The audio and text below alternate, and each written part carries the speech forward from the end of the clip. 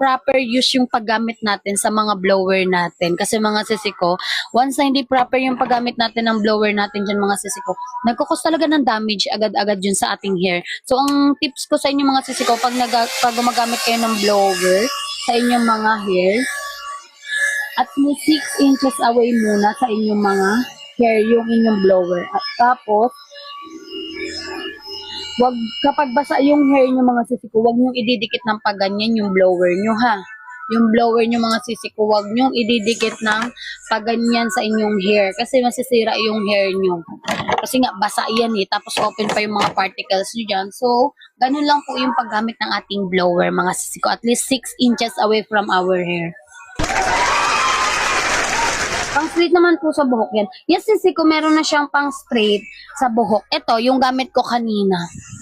Pang straight na siya ng buhok, sisi ko.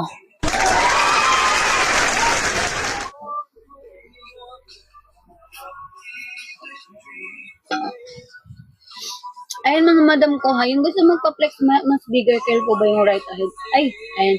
Nasagot na natin itong mga sisi ko. Mabilis po ba uminit? Sisi ko yung mabilis uminit, etong ating dalawang pang curl. To be honest, mabilis uminit yung dalawa nating pang curls, kaya mabilis din tayo nakakapag-curl.